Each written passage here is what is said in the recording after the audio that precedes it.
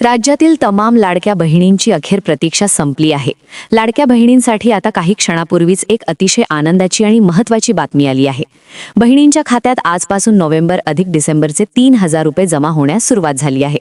November आणि डिसेंबर या 2 महिन्यांचे हप्ते एकत्रितपणे मिळणार आहेत. ही खूप चांगली बातमी आहे, कारण अनेक बहिणी या हप्त्यांची वाट पाहत होत्या. पण दुर्दैवाने अजूनही राज्यातल्या सुमारे 80 लाख महिलांनी ई-केवायसी केलेली नाहीये. त्यामुळे या सर्व बहिणींना आवाहन आहे की लवकरात लवकर ई-केवायसी करावी. सरकारने यासाठी मुदतवाढही दिली आहे. पण लक्षात ठेवा, फक्त जानेवारी 2026 पासून ई-केवायसी केलेल्या महिलांनाच या योजनेचा लाभ मिळेल.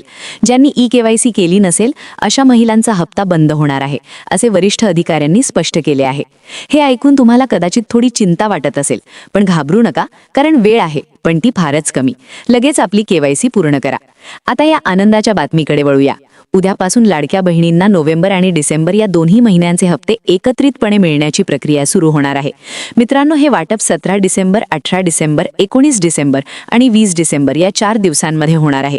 म्हणजेच बुधवार, गुरुवार, शुक्रवार आणि शनिवार या 4 दिवसात लाडक्या बहिणींच्या खात्यात दोन्ही हप्ते एकाच वेळी जमा होतील. हे वाटप आता जिल्हावार नियोजित केलेले आहे. कोणत्या बँकांमध्ये सर्वात आधी हप्ते जमा होतील याची यादी मी तुम्हाला सांगतो. जर तुमचे खाते यापैकी कुठल्याही बँकेत असेल तर 100% तुम्हाला तुमचा हप्ता तिथे जमा झालेला दिसेल. पण एक गोष्ट लक्षात ठेवा, 21 डिसेंबर रोजी नगर पंचायत आणि नगर परिषदेचे निकाल जाहीर होणार आहेत आणि त्यापूर्वीच सरकारला लाडक्या बहिणींची दिवाळी साजरी करायची आहे. 15 डिसेंबर पासून म्हणजेच गेल्या दिवसापासून निवडणुकीची आचारसंहिता लागू झालेली आहे, कारण नगरपालिका आणि महानगरपालिकांच्या निवडणुका 15 जानेवारीला होणार आहेत. या आचारसंहितेच्या आधी सरकारला लाडक्या बहिणींना हे भेट देणं गरजेचं होतं आणि हे भेट आजपासूनच तुमच्या पदरात पडणार आहेत. आता पाहूया नोव्हेंबर डिसेंबर हप्त्यासाठी सरकारने कोणते 4 नियम लागू केले आहेत. नियम कसे अंमलात येतील, कागदपत्रे कुठून आणायची, कुठे जमा करायची, लाभ कायम ठेवण्यासाठी काय करायचं, सगळे सविस्तर पाहूया. 4 नियमांपैकी पहिला आधार कार्डशी संबंधित आहे. बहुतेक महिलांकडे आधार आहे आणि हप्ते आधारवरच जमा होतात. दुसरा रेशन कार्डचा आहे, ज्यात अनेकांना अडचणी येऊ शकते. तिसरा पॅन कार्डचा आहे, ज्यात मोठ्या संख्येने महिला प्रभावित होतील. चौथा बँक खात्याचा, ज्यात बहुसंख्य महिला अडकू शकतात. हे नियम कसे बाहेर पडायचे ते समजून घ्या. पहिला नियम आधार कार्डचा आहे. बहुतेकांना यात अडचणी येणार नाही. दुसरा रेशन कार्डचा, पिवळे केशरी असल्यास विशेष लक्ष द्या. तिसरा पॅन कार्डचा. चौथा बँक खात्याचा. आधार कार्डमध्ये नाव, जन्मतारीख चुकीची असल्यास किंवा बँक खाते आणि आधार नाव जुळत नसल्यास अडचण. माहेरचे पतीचे नाव यात समस्या येऊ शकते.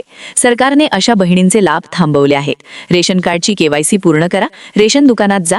पॅन कार्ड असल्यास आयकर विभागाकडे व्यवहार दिसतात. 2 लाखांपेक्षा जास्त असल्यास अपात्रता. बँक खात्यात किमान शिल्लक ठेवा 500 ते 1000 रुपये, अन्यथा खाते ब्लॉक होऊ शकते. केवायसी मुदत 31 डिसेंबर 2025 पर्यंत वाढली आहे. विशेष प्रकरणात मृत्यू प्रमाणपत्र किंवा घटस्फोटाच्या कागदपत्रांची झेरॉक्स अंगणवाडी सेविकांकडे जमा करा. बँक खाते, आधार लिंक, रेशन व पॅन केवायसी करा. लाडक्या बहिणींनो, हे नियम आणि अटी काटेकोरपणे पाळा. योजनेचा लाभ खऱ्या गरजूंना मिळावा हा उद्देश आहे. सरकारचा हेतू पारदर्शकता राखणे आहे. सहकार्य करा.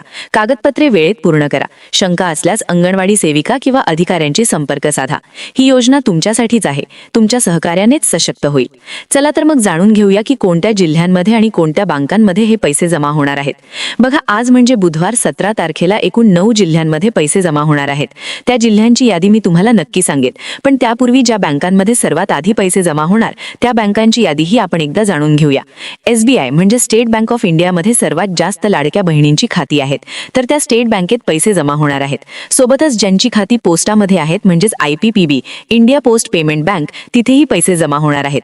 Punjab national bank, bank of Baroda, Canara bank, union bank of India, bank of Maharashtra, bank of महाराष्ट्रामध्येही खूप जास्त लाडक्या बहिणींनी खाती उघडलेली आहेत.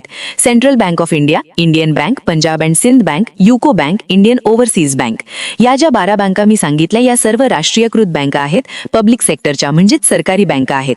या बँकांमध्ये जर तुमचे खाते असेल तर अशा लाडक्या बहिणींना याचा मोठा फायदा होणार आहे.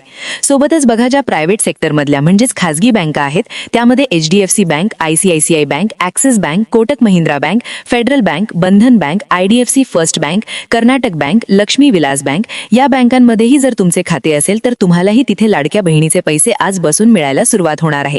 आता बघा, जिल्हावार हे नियोजन कसे केलेले आहे. पहिल्या दिवशी म्हणजे 17 तारखेला बुधवारी एकूण 9 जिल्ह्यांमध्ये पैशांचे वाटप होणार आहे. हे 9 जिल्हे कोणते ते लक्षात घ्या. सिंधुदुर्ग, रत्नागिरी, नाशिक, नंदुरबार, वर्धा, नागपूर, परभणी, हिंगोली आणि वाशिम या 9 जिल्ह्यांना सर्वात प्रथम पैसे पैशांचे वाटप होणार आहे. ज्या ज्या महिलांची खाती या जिल्ह्यांमध्ये आहेत त्यांनी या दिवशी नक्की एकदा तपासणी करावी. आता दुसरा दिवस म्हणजे 18 तारीख गुरुवारचा दिवस. या दिवशीही 9 जिल्ह्यांमध्ये पैसे जमा होतील. त्यापूर्वी मात्र सर्व लाडक्या बहिणींना एक विनंती, लगेच या व्हिडिओला लाईक करा. कारण सरकारने तुम्हाला निवडणुकांच्या आधी, नवीन वर्ष 2024 सुरू होण्याआधी खूप चांगले गिफ्ट दिले आहेत. तेव्हा लगेच व्हिडिओला लाईक करा आणि तुमच्या जिल्ह्यात पैसे आले की नाही हे कमेंटमध्ये नक्की सांगा. तुम्ही कोणत्या जिल्ह्यातून हा व्हिडिओ बघत आहात ते आम्हाला अवश्य सांगा.